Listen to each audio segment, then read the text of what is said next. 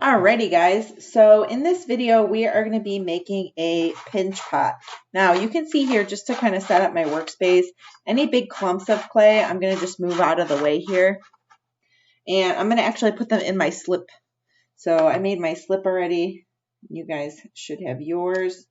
So any crumbs I can put in there and they'll just kind of melt in. One side note about your slip, if it ever seems like it's really getting dry and stiff, you can add a little water and just mix it in. You also might need to add clay from time to time just to kind of keep your supply. And remember, a lid is always good to have with this that seals completely so it doesn't dry out. So in this video, we're going to be making a pinch pot. And the thing about a pinch pot is that you want to have a good size piece of clay that's comfortable size for your hand. So this is a little bit on the big side. I'm going to go ahead and cut this maybe down to about a half. Okay, so I'm going to use my rib tool here just to slice it in half. And what you're looking for is maybe, I don't know, it should like fill the palm of your hand. So if that's a good amount. The other thing to note is you can see I've taken off my big rings that I wear. So any jewelry, or if you have like long fingernails, just be aware that this technique might be a little bit tricky because your rings are going to sort of make impressions as you work, and your nails also might do the same thing. Okay, so what I'm going to start by doing is working with my clay and really sort of using my hands to I'm using like the soft part of my palm here to really kind of mush this into a ball. So what you want is a nice ball, like a round ball, and you can see I'm kind of squeezing it too, okay? But you want to get this nice round ball. That's what you're going for first, okay? So that's pinch pot 101, number 1. Alrighty. That's pretty good like that. Okay, and you can see how big it is in relation to my hand. It's not perfect. We're going to do some smoothing and stuff later. So that's what we've got so far, but you can see as a whole, it's nice and round. Okay, the next thing we're going to do is use our thumb to push into the center of the sphere. And if you imagine this kind of like the earth, I'm going to kind of draw on mine just to kind of show you. We want to go down into the center, but we also want to go down to the center. Okay, so like halfway down. So I'm going to go ahead and push and just kind of imagine that my thumb is about in the center. Now, the next thing you're going to do once you get that in there is you're going to start using your hand to pinch the clay. Now, when we talk about pinching, like a lot of people think like this, like you're going to pinch, you know, like if you pinch someone. But when you pinch a collection of clay and you're working with this into a pinch pot, we want to use, instead of the points of our fingers, which are going to pinch off little pieces, we want to use the soft part of our thumb and the flatter parts of our fingers. So my thumb is on the inside, and I'm just going to start like this, okay? And you can see I'm doing small pinches, okay? Small, small, small. But I'm rotating each time. And not only am I pinching along the sides, but I'm also kind of reaching and judging the distance between like my thumb and my fingers on the bottom here. So it's kind of a, multi-sensory type thing where you're kind of feeling for thickness and you want to start pulling. Now you can see my clay is starting to crack a little bit, and that's just because of the way that I had formed my ball. And you can kind of just smooth this over if you want. We're going to be fine tuning this here in a minute. So you can see here, I'm just going to kind of keep working. Once you get this wide enough, like you can see mine is wide, we're going to start working with our fingers on the inside too against our hand.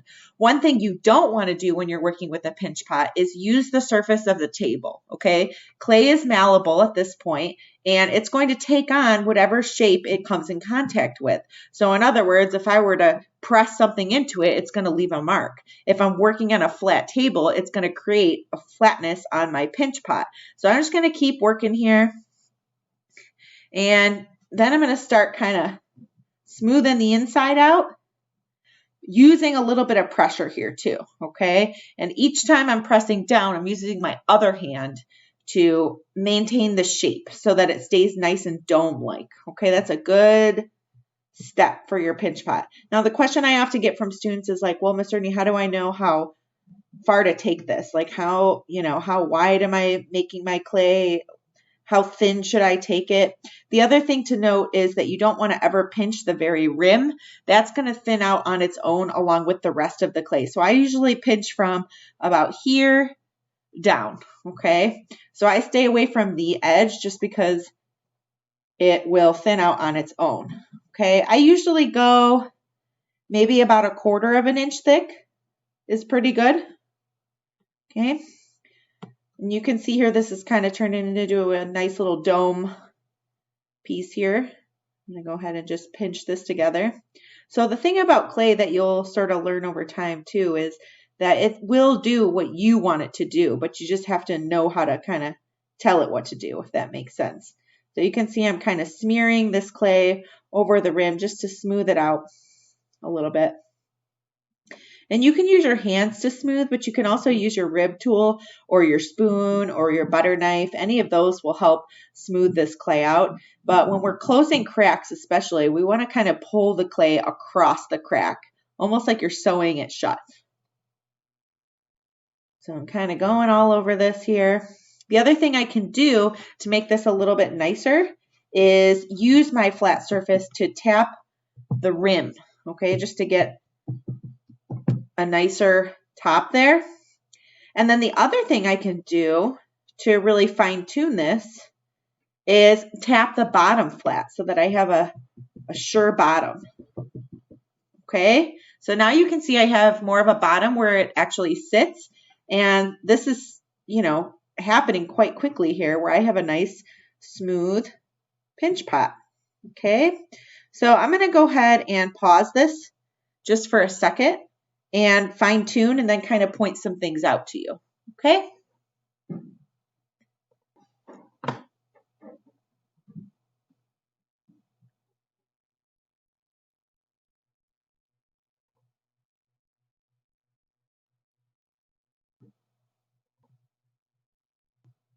Okay, so with your pinch pot, all right, you'll notice to kind of finish it up, to have a good pinch pot, I'm using my index finger and I'm really just kind of using this surface. And you can see where it's nice and clean because I'm pulling it over the surface of the clay. And you can do this in multiple directions. At first I went this way and I had my hand on the inside for support. Okay, so you never want to press on clay when it's in this plastic stage unless you have support behind it, because the more it flexes, the more it's going to start to crack. So my fingers are here. It's like literally hanging on my hand. I don't know if you guys can see how I'm holding this. And I'm just going over and smoothing all these imperfections. Okay. Like that. And I'm just working my way across, but you can also, work your way in another direction. And if you feel like a little bump, like it's thicker there or something, you can kind of, again, just kind of pull over the clay. So a good pinch pot, and I'm just going to talk about it briefly, has a stable base, right? So it sits and it doesn't rock. And you want to make sure the inside is nice and smooth. Now I do have a few long nails, so they're making their marks in here, but you can see overall it looks pretty good. Okay, and it's got a nice rim on it. So I'm going to go ahead and just smooth this out, make sure it's got a nice rim, and it should be nice and round, unless you're deliberately making it like an oval or something. Okay. The last thing you want to do with your pinch pot is, and this is the same for every single project, is carve your initials and your class period on the bottom. So for me,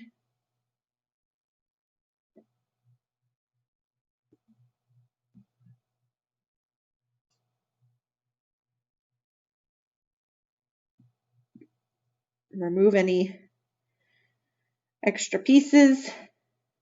Okay, so that's how you are going to make your pinch pot.